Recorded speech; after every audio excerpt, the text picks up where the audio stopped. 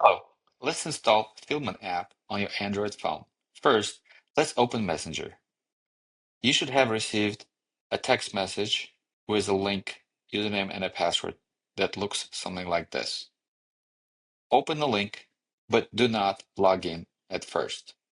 Let's install app by selecting the settings menu in the top right corner that looks like three vertical dots.